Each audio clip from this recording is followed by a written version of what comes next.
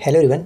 आज इस वीडियो में कवर करेंगे बिहार एसआई प्री के मॉक टेस्ट का सेट नंबर 20। अगर आपने इससे पहले के बाकी के सेट्स को नहीं देखा है तो प्लेलिस्ट जा करके चेक कर सकते हैं, जिसमें हम लोग 50 MCQ रोज़ाना देखते हैं 8:30 बजे शाम को। तो आप हमारे साथ रोज़ाना प्रैक्टिस कर सकते हैं काफ़ी अच्छे क्वेश्चंस के साथ, और इसका PDF आपको टेलीग्राम ग्रुप पर प्रोवाइड कराया जाता है, तो आप वहाँ से जा करके डाउनलोड कर सकते हैं। तो चलिए इस वीडियो को शुरू करते हैं। सबसे पहले बात करते हैं कि कल का होमवर्क आपका क्या रहने वाला है। तो देखिए, केमिस्ट्री हमारा चल रहा है। केमिस्ट्री में प्रमुख अधातुओं को पढ़ लेंगे। लुसेंट सब्जेक्टिव 232 के आसपास देखने को मिलेगा। रिविजन्स के तौर पे आपको पादा प्रोब को उसमें और भी कुछ चीज़ें दी गई हैं, इसलिए आप उसको एक बार फिर से पढ़ लीजिएगा, ठीक है।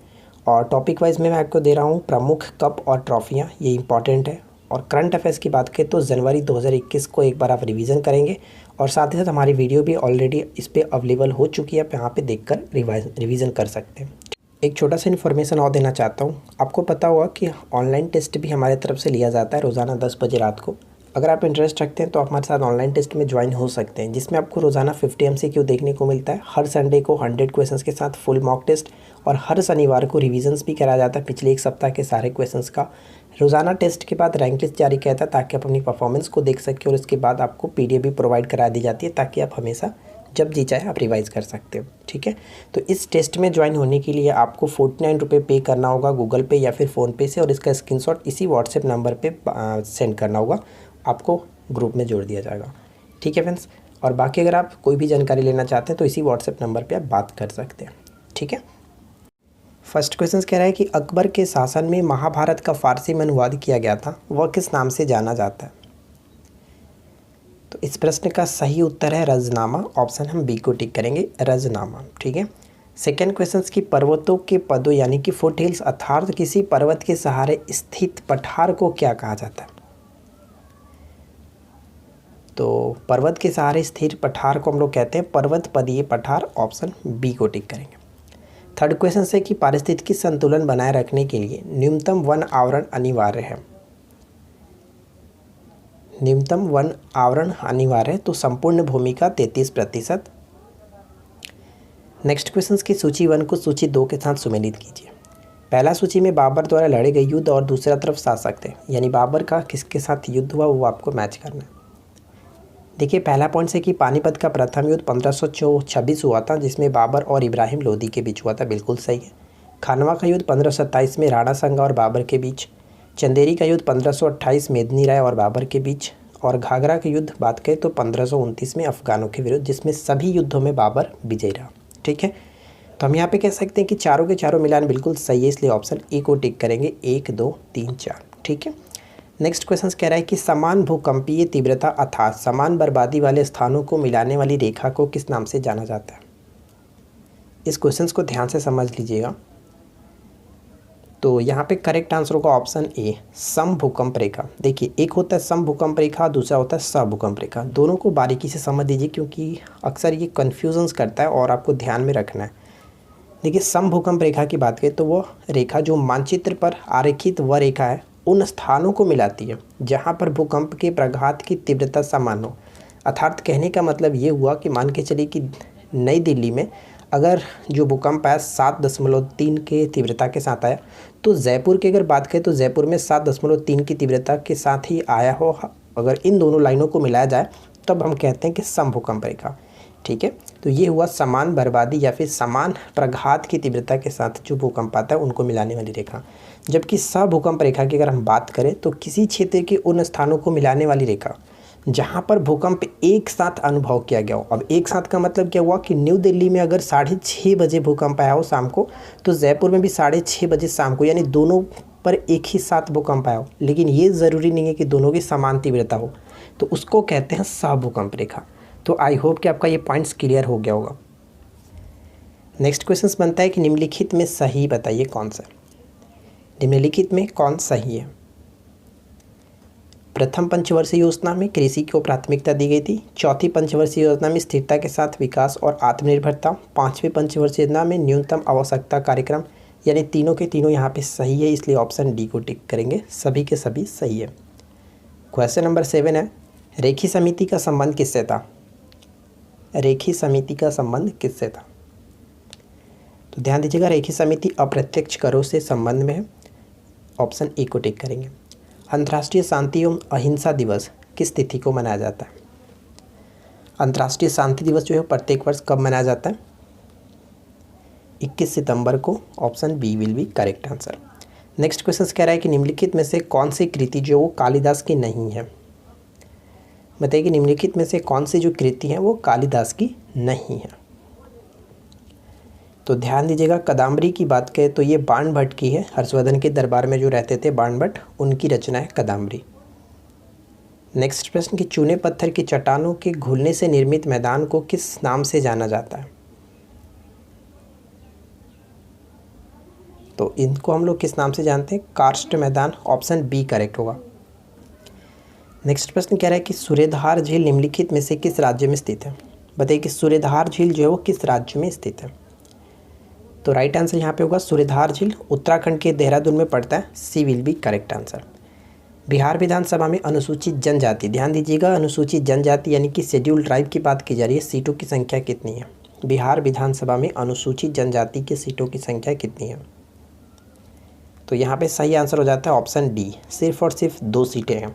अगर हम यहाँ पे बात करें तो देखिए 84 जो होता है वो क्या होता है? लोकसभा में अनुसूचित जाति की सीटों की संख्या 84 है और अनुसूचित जनजाति की सीटों की संख्या 47 है। ये लोकसभा की बात की जा रही है, ठीक है। और उसी तरह से 38 क्या है? तो 38 जो हो जाता है, हम कह सकते हैं कि बिहार विधानसभा में जो अनुसूचित जाति है उनकी सीटों की संख्या 38 है। तो इसको अच्छे से ध्यान रखेंगे। फिलहाल यहाँ पे करेक्ट आंसर होगा ऑप्शन डी, ठीक है। नेक्स्ट क्वेश्चन, हरिविलास और बाल रामायण निम्नलिखित में से किसकी रचना है? हरिविलास और बाल रामायण जो है वो निम्नलिखित में से किसकी रचना है? तो हम यहाँ पे कह सकते हैं राजशेखर, ठीक है। राजशेखर बिल्कुल करेक्ट आंसर हो जाता है। राजशेखर की सबसे एक फेमस जो होता है, अक्सर पेपर में पूछा जाता है, कर्पूर मंजरी, ये भी याद रखिएगा। नेक्स्ट प्रश्न कह रहा है कि निम्नलिखित कथनों पर विचार करें। फर्स्ट और सेकंड पॉइंट्स को पढ़िए और बताइए कि कौन सा कथन सही होगा। देखिए पहला पॉइंट कह रहा है कि नाबार्ड की स्थापना शिवरामन समिति की सिफारिश पर की गई थी। बिल्कुल सही है। जो कि इसकी स्थापना कब की गई थी?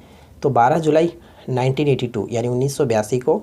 और अगर हम सेकंड पॉइंट देखें तो नाबार्ड का अस्तित्व 7वीं पंचवर्षीय योजना के दौरान हुआ। तो ये पॉइंट गलत है, क्योंकि अभी जस्ट हम लोगों ने बात किया कि 1982 और 1982 का दौरा हम कर सकते हैं। तो ये हमारा 6ठी पंचवर्षीय योजना, क्योंकि 6ठी पंचवर्षीय योजना 80 से 85 था। तो इस तरह से देखें तो ये हमारा 6ठी पंचवर्षीय योजना के अंतर्गत आएगा। तो पहला पॉइंट सही है लेकिन सेकंड गलत है, इस वजह से केवल और केवल एक को टिक करेंगे। क्लियर। नेक्स्ट क्वेश्चन, हड़प्पा सभ्यता की खुदाई में सोने की अंगूठी निम्नलिखित में से किस स्थान से प्राप्त हुई है? सोने की अंगूठी जो निम्नलिखित में से किस स्थान से प्राप्त हुई है? ध्यान से क्वेश्चंस को अटेम्प्ट करेंगे। तो देखिए सोने की अंगूठी की बात करें तो ये धौलावीरा, गुजरात में स्थित धौलावीरा से प्राप्त हुआ है। जबकि चांदी की अंगूठी की बात की जाती, चांदी की अंगूठी मोहनजोदाड़ो से मिला है। तो यहाँ पे सही आंसर होगा ऑप्शन बी, ठीक है। सोने की अंगूठी धौलावीरा, जबकि चांदी की अंगूठी मोहनजोदाड़ो से। अंतर्राज्यीय परिषद की पहली बैठक कब हुई थी? अंतर्राज्यीय परिषद की पहली बैठक कब हुई थी? तो ध्यान दीजिएगा, अंतर्राज्यीय परिषद की जो स्थापना हुई थी वो जून 1990 को हुआ था, लेकिन पहली बैठक जो हुआ था अक्टूबर 1990 में। इसलिए इस क्वेश्चन का सही आंसर है ऑप्शन बी। और आपको ये दोनों पता है क्यों फेमस है? क्योंकि जब हमारे देश का प्रथम परमाणु परीक्षण किया गया था पोखरण में, तो मई 1974 में किया गया था, और सेकेंड टाइम जो किया गया था मई 98 में किया गया था। तो ये दोनों याद रखिएगा। तो फिलहाल करेक्ट आंसर हो जाता है ऑप्शन बी। देखिए अगला प्रश्न कह रहा है कि राष्ट्रीय मानवाधिकार आयोग के संबंध में निम्नलिखित में से कौन सा कथन असत्य है? बताइए, निम्नलिखित में से कौन सा कथन असत्य है राष्ट्रीय मानवाधिकार आयोग के संबंध में? तो पहला पॉइंट कह रहा है कि इसकी स्थापना 1993 में की गई थी, जो कि बिल्कुल सही है। सेकेंड पॉइंट है कि इस आयोग का मुख्यालय नई दिल्ली में स्थित है, ये भी सही है। इसके प्रथम अध्यक्ष जो कि एच.एल. दत्तू मिश्रा थे, ये पॉइंट जो कि गलत है। क्यों? क्योंकि ये वर्तमान में इसके अध्यक्ष हम कह सकते हैं, ठीक है। एच.एल. दत्तू मिश्रा जो है, मिश्रा नहीं, यहाँ पे एच.एल. दत्तू होना चाहिए। तो यहाँ पे ध्यान दीजिएगा, एच.एल. दत्तू वर्तमान में। और मिश्रा की अगर हम बात करें तो रंगनाथ मिश्रा जो थे वो प्रथम थे, ठीक है। रंगनाथ मिश्रा प्रथम थे। तो हम यहाँ पे तीनों के तीनों सही है, इस वजह से ऑप्शन डी को टिक करेंगे, कोई भी गलत नहीं है। अच्छे से याद रखिएगा। देखिए नेक्स्ट क्वेश्चन क्या कह रहा है? भारतीय वनस्पतिक सर्वेक्षण संस्थान निम्नलिखित में से किस स्थान पर स्थित है? तो ये मैंने आपको हाल ही में छोटा सा वीडियो बनाया था जिसमें बताया भी था, काफ़ी अच्छे तरीके से ट्रिक्स के माध्यम से याद रख सकते हैं। वनस्पतिक लास्ट में क आ रहा है तो कोलकाता, देखिए क से स्टार हो रहा है, इस लगत से हम यहाँ पे कह सकते हैं ऑप्शन बी हमारा करेक्ट आंसर हो जाता है। भारतीय वनस्पतिक सर्वेक्षण संस्थान कोलकाता, ठीक है। आगे बढ़ते हैं। नेक्स्ट वन है कि एलोरेटिंग और गैम्बिट जो शब्दावली है किस खेल से संबंधित है? एलोरेटिंग या फिर गैम्बिट कह सकते हैं। तो इन दोनों खेलों की जो शब्दावली है वो किस खेल से? शतरंज से। शतरंज में एक सबसे इम्पॉर्टेंट जो होता है, जैसे चेकमेट आपको तो पता ही होगा, लेकिन सबसे ज़्यादा पूछा जाता है विशप, ये ध्यान रखिएगा विशप। आगे बढ़ते हैं। नेक्स्ट वन कह रहा है कि मानव का प्रथम साक्ष्य नर्मदा घाटी से प्राप्त हुआ था। तो आपको ये बताना है कि नर्मदा घाटी क्षेत्र की जो खोज की गई थी वो कब की गई थी? नर्मदा घाटी क्षेत्र की खोज 1982, यहाँ पे बी को टिक करेंगे। नेक्स्ट क्वेश्चन, स्ट्रेटोस्फेरिक वार्मिंग का संबंध किस सागरीय क्षेत्र से? स्ट्रेटोस्फेरिक वार्मिंग का संबंध किस सागरीय क्षेत्र से? तो यहाँ पे हमारा करेक्ट आंसर हो जाएगा ऑप्शन ए को टिक करेंगे, आर्कटिक। ठीक है, ऑप्शन ए करेक्ट होगा, आर्कटिक। और इसके बारे में हम यहाँ पे पढ़ सकते हैं, देखिए क्या। स्ट्रेटोस्फेरिक वार्मिंग एक ऐसी प्राकृतिक घटना है जिसमें ध्रुवीय स्ट्रेटोस्फेरिक तापमान 50 डिग्री सेल्सियस तक बढ़ जाता है और इसे आमतौर पर ध्रुवीय भंवर के रूप में भी संबोधित किया जाता है। ठीक है, चलिए आगे बढ़ते हैं। नेक्स्ट प्रश्न कह रहा है कि नवदा टोली के संबंध में निम्नलिखित में से कौन सा कथन सही है? नवदा टोली के संबंध में तो देखिए पहला पॉइंट कह रहा है कि यह एक ताम्र पाषाण युगीन जो कि पुरस्थल है, बिल्कुल सही है। और ये नवदा टोली मध्य प्रदेश के खरसेन ज़िले में पड़ता है, तो ये भी बिल्कुल खरगोन ज़िले में, बिल्कुल सही है। तो दोनों पॉइंट्स यहाँ पे तो सही हो रहा है, लेकिन तीसरा पॉइंट देखें क्या है कि इसके उत्खननकर्ता के रूप में HD संकालिया को जाना जाता है। तो ये तीनों के तीनों पॉइंट्स यहाँ पे बिल्कुल सही है, इस वजह से ऑप्शन डी को टिक करेंगे। 1, 2, 3 करेक्ट हो जाता है। देखिए नेक्स्ट क्वेश्चन, मंदिरों के संबंध में अमलाका निम्नलिखित में से क्या है? अमलाका जो है वो क्या है? तो ध्यान दीजिएगा, अमलाका की अगर हम बात करें तो अमलाका के रूप में कह सकते हैं कि मंदिर के शीर्ष पर एक पत्थर की डिस्क जैसी संरचना होती है, जिसी को कहा जाता है अमलाका। नेक्स्ट क्वेश्चन कि चिदम्बरम का चोल मंदिर किस धार्मिक समूह का है? चिदम्बरम का चोल मंदिर जो किस धार्मिक समूह का है? तो ये नैनार से संबंधित है और ये शिव की मंदिर है, ऑप्शन बी को टिक करेंगे, शिव। अगला प्रश्न, 1739 में करनाल की लड़ाई जो है वो निम्नलिखित में से किनके बीच लड़ी गई थी? 1739 में करनाल की लड़ाई। तो ध्यान दीजिएगा 1739 में नादिर शाह और मोहम्मद शाह जो थे वो, जिनको हम लोग रंगीला बादशाह के नाम से जानते हैं, उनके बीच हुआ था। यहाँ पे करेक्ट होगा ऑप्शन डी। ध्यान रखिएगा कि मुग़ल बादशाह में कौन थे? तो मोहम्मद शाह थे, जो कि रंगीला बादशाह के नाम से जाने जाते थे। नेक्स्ट क्वेश्चन कि एशिया के 10 लैंडलॉक देशों में से सबसे बड़ा कौन सा है? तो ये पहला पॉइंट सबको ध्यान रखना है कि एशिया में टोटल कितने देश हैं जो कि लैंडलॉक्ड है? तो 10 देश हैं जो कि लैंडलॉक्ड है। लैंडलॉक्ड का मतलब ये होता है कि वो देश जो समुद्र से नहीं सटते हैं। ठीक है, ये ध्यान रखिएगा। तो सबसे बड़ा जो होता है वो कौन सा है? कजाकिस्तान। ठीक है, कजाकिस्तान सबसे बड़ा, और सबसे जो इसके सेकंड नंबर पे कौन सा आता है? मंगोलिया। ये भी ध्यान रखेंगे। तो राइट आंसर यहाँ पे होगा ऑप्शन डी, कजाकिस्तान। आगे देखते हैं। नेक्स्ट प्रश्न लिख लीजिए कि स्वर्णिम त्रिभुज के अंतर्गत निम्नलिखित में से कौन सा देश नहीं आता है? स्वर्णिम त्रिभुज।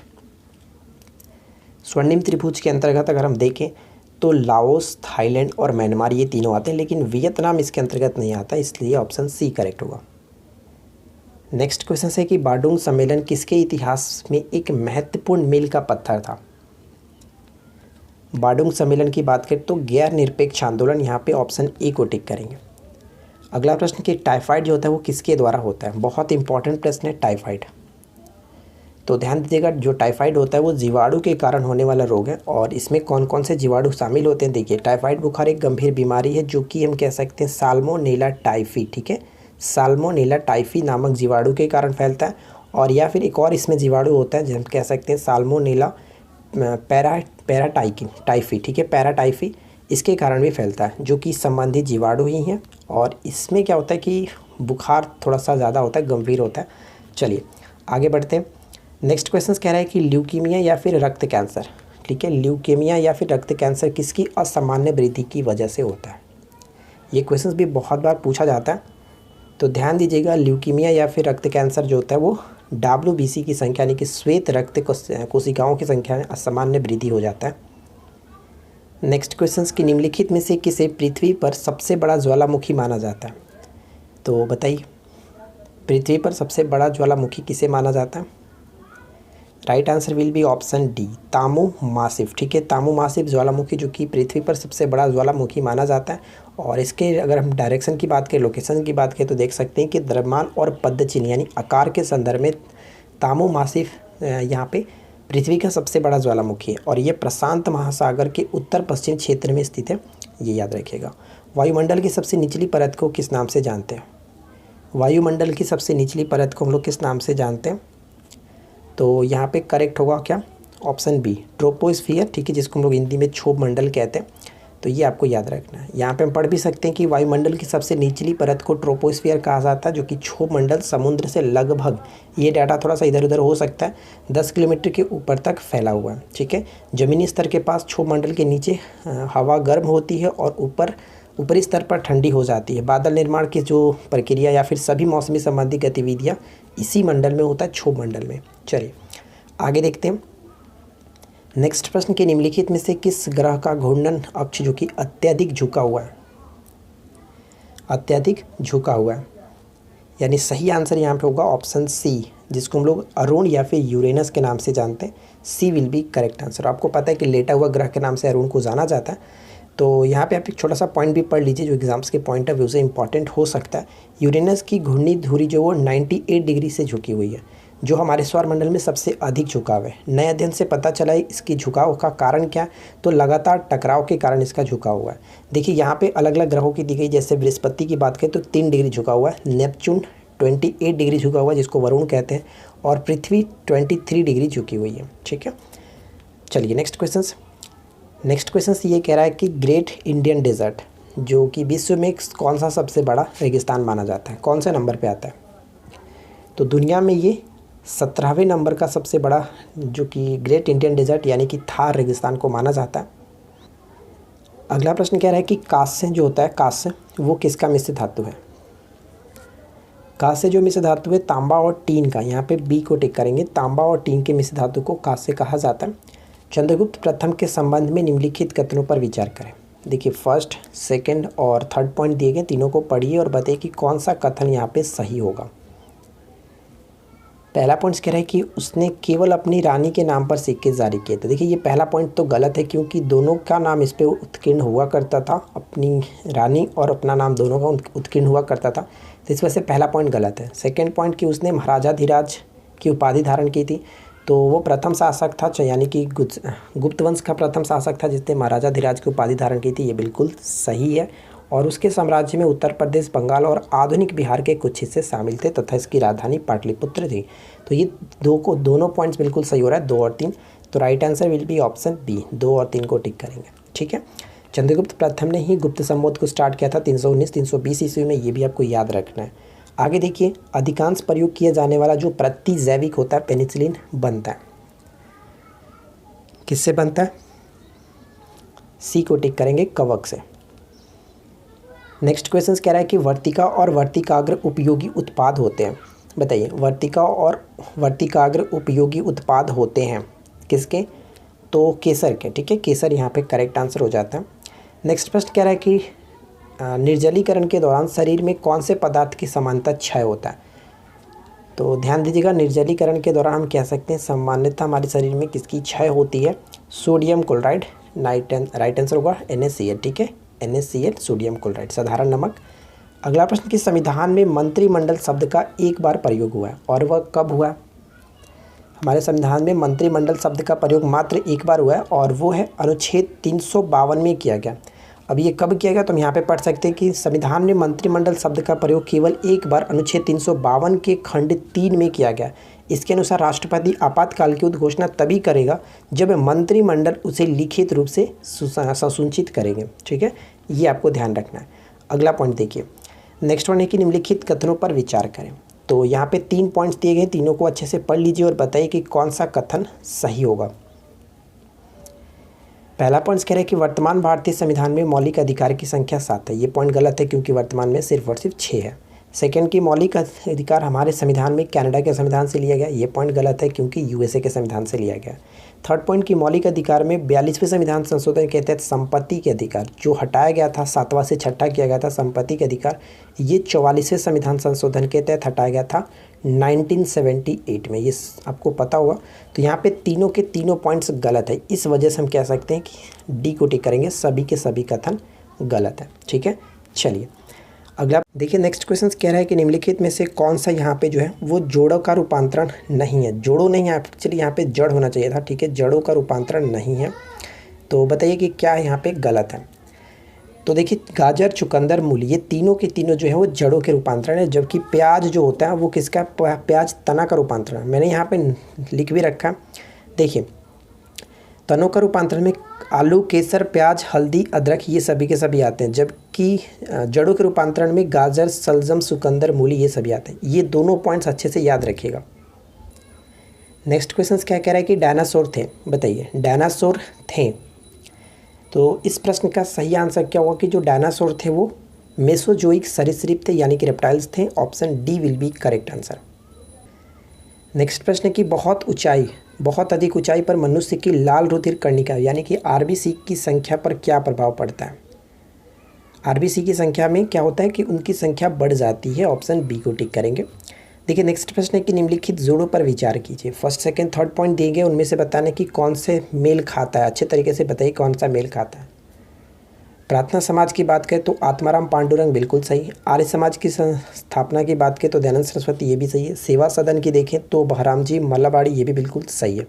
तो तीनों के तीनों यहाँ पे सही तरीके से मैच किया गया, इसलिए ऑप्शन डी को टिक करेंगे। ठीक है, आगे बढ़ते हैं।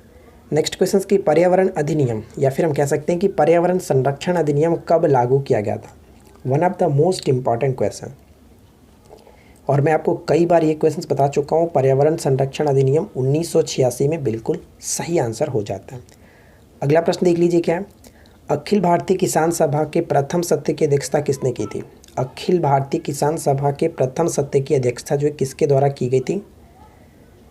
सहजानंद यहाँ पे कह सकते हैं स्वामी सहजानंद। ठीक है, ऑप्शन ए करेक्ट है।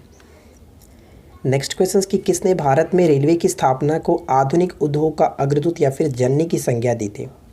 आधुनिक उद्योगों का अग्रदूत या फिर जननी की संज्ञा किसने दी थी। कार्ल मार्क्स यहाँ पे बिल्कुल सही आंसर होगा। अगला प्रश्न कि भारत में योजना अवकाश कब से कब तक था। भारत में योजना अवकाश जो था वो कब से, तो योजना अवकाश आपको पता है कि 1966 के बाद हो गया था, सूखे के बाद के पश्चात से। तो यहाँ पे सही आंसर है ऑप्शन बी, 3 वर्षों तक योजना अवकाश रहा।